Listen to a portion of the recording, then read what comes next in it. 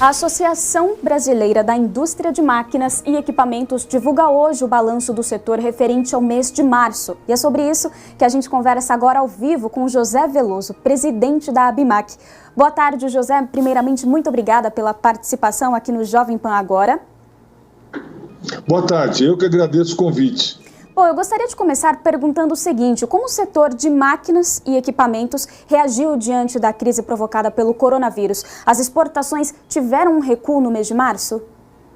Sim, hoje nós soltamos os números referentes ao nosso faturamento do mês de março, ou seja, primeiro trimestre de 2019 contra o primeiro trimestre de 2020. Então, ainda no início dessa crise causada pelo coronavírus. Então, o setor, nesse primeiro trimestre, ele teve um crescimento de faturamento de 2,3%. Nas vendas no mercado interno, lembrando que máquinas e equipamentos exporta muito, é o setor da indústria de transformação que mais exporta. Então, no mercado interno, nós crescemos 3,7%, mas no total do setor, nós tivemos um crescimento um pouco menor, de 2,3%, porque houve uma queda nas exportações em dólar de 12,6%. Mas gostaria de fazer uma pequena observação.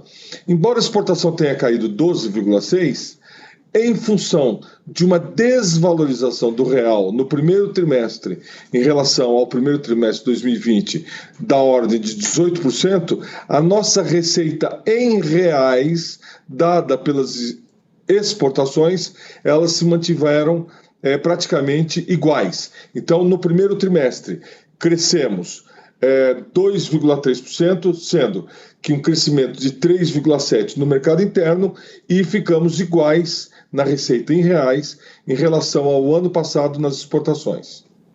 Eu gostaria de incluir aqui na conversa o repórter Marcelo Matos, que tem algumas perguntas para fazer para o senhor. Olá, Lívia. Olá, Veloso. Prazer tê-lo conosco aqui na Jovem Pan. Veloso, a indústria de máquinas e equipamentos, ela é uma balizadora dos investimentos no Brasil, por tratar-se aí de um setor que atua com os bens de capital de fato.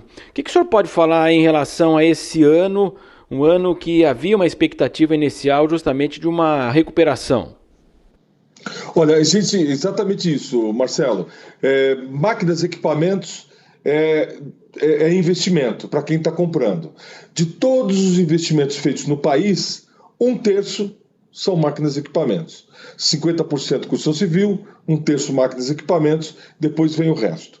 Bom, nós começamos o ano de 2020 bastante otimistas. A gente estava prevendo um crescimento acima de 10% em 2020.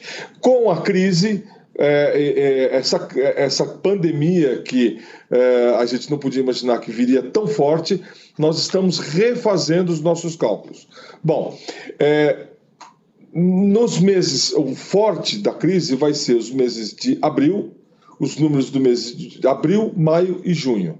Nós estamos prevendo que já no mês de abril nós vamos ter uma queda da ordem de 15%, e no mês de abril uma queda de 5%, no mês de maio uma queda de 15%, e ao final do ano, quando comparado 2020 contra 2019, devemos ter uma queda de 5%. Então, estamos refazendo as nossas previsões de um crescimento da ordem de 10% no ano inteiro para uma queda de 5% em relação ao ano anterior. Veloso, eu gostaria que o senhor falasse do papel do governo nesse momento. As medidas que foram anunciadas, elas de fato ajudam os empresários? A questão do crédito, há uma reclamação muito grande por pequenas e grandes empresas hoje no Brasil. Sim, o crédito, como já vem sendo noticiado, nós mesmos estamos divulgando isso, ele não está atendendo a necessidade principalmente de pequenas e médias empresas. Vamos lá, do pacote de medidas anunciadas pelo governo, aquelas que foram para garantir o emprego, preservar o emprego, foram medidas importantes e muito consonantes com aquilo que a própria BIMAC vinha sugerindo ao governo. Então tivemos lá a medida provisória 927, a medida provisória 936, e as duas principais medidas foram a permissão de redução de jornada com a proporção queda do salário. Isso veio a preservar emprego e também veio preservar, em parte, a renda do trabalhador, porque o governo entrou pagando seguro-desemprego. Então, eu diminuindo, porque muitas empresas fecharam, para você ter uma ideia, no setor de máquinas e equipamentos, 47% das empresas fecharam suas portas, por algum motivo ou por outro, mas fecharam, então deixaram de faturar. Então, a redução de jornada com a redução proporcional do salário foi uma medida importante, e com a recomposição do poder de compra do trabalhador através do seguro-desemprego. Outra medida importante que o governo assumiu foi a questão do layoff, a interrupção temporária do contrato de trabalho. Então, com isso, as empresas podem interromper o contrato de trabalho, elas param de trabalhar por um tempo e a renda do trabalhador ela é recomposta pelo seguro-desemprego. E aqueles salários acima de 2 salários mínimos, as empresas, mesmo não trabalhando, pagam 30% do salário. Então, com isso, a gente preserva empregos e também preserva, em parte, a renda do trabalhador. Então, na questão trabalhista, foram medidas importantes. Na questão do crédito, aí já não. Por quê? Nós tivemos 2 medidas. A primeira medida foi aquela do Banco Central pegando dinheiro do Tesouro e fazendo dinheiro através do Banco Central pegou dinheiro do Tesouro através dos bancos privados para chegar na ponta. Foram 40 bilhões de reais de recursos e com juros bastante convidativos de 3,7% ao ano, que é o valor da Selic, sem nenhum spread em cima disso. Qual foram os problemas? Foram 3. Por que a coisa não está rodando? Primeiro, que o dinheiro foi carimbado para salário. Tá? A nossa pesquisa mostra que 79% das empresas vão precisar de capital de giro do mercado financeiro e que 52% desse dinheiro não será destinado a salário. Então, 48% apenas é para salário. Então, as outras necessidades de capital de giro não seriam atendidas. Então, esse é o primeiro problema. Segundo problema, os bancos restringiram o crédito para as empresas. Então, o dinheiro não está chegando em quem precisa, seja porque o risco das empresas aumentaram ou porque o banco não quer emprestar ou porque a empresa não tem CND ou por vários motivos. Então, o dinheiro não chegou na ponta no crédito. E o que a gente precisa?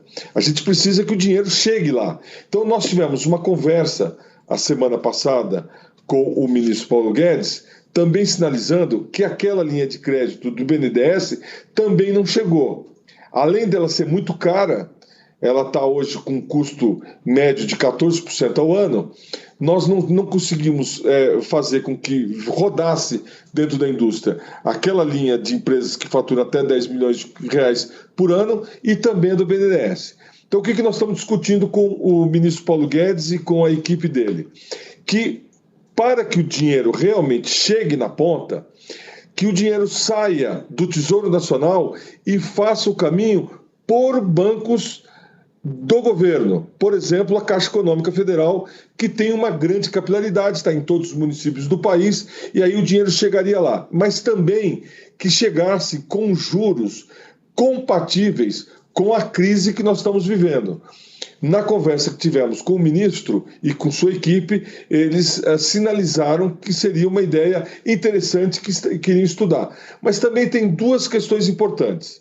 Primeiro, numa fase de restrição de crédito, é importante que seja irrigado o fundo garantidor, porque as empresas não têm garantias para acessar o crédito. Então, colocando dinheiro no fundo garantidor, eu garantiria que o dinheiro chegasse e as empresas tivessem como garantir o crédito.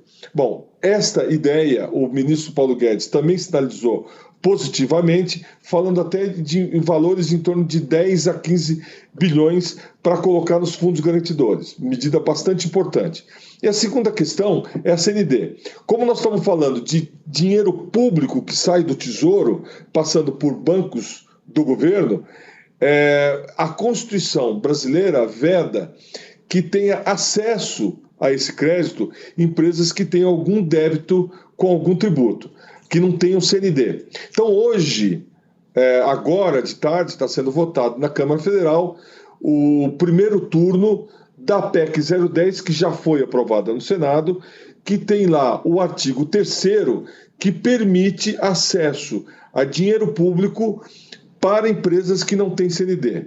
Ao mesmo tempo, para empresas que não tenham CND em função de tributos que não sejam previdenciários, ontem o governo já emitiu a medida provisória 958. Então, a conjunção da medida provisória 958 com a aprovação da PEC 10 abre crédito para empresas que não têm CND. Então, fundo garantidor mais CND, mais o dinheiro saindo do Tesouro através de bancos públicos, aí sim as empresas pequenas e médias vão ter acesso ao tão importante capital de giro que nesse momento é o que vai segurar as empresas funcionando para pagar os seus salários e pagar os seus fornecedores. Tá certo, José Veloso, muito obrigada pela participação aqui no Jovem Pan Agora e por todos os esclarecimentos. Eu que agradeço, estamos aqui à disposição da Jovem Pan. Obrigada.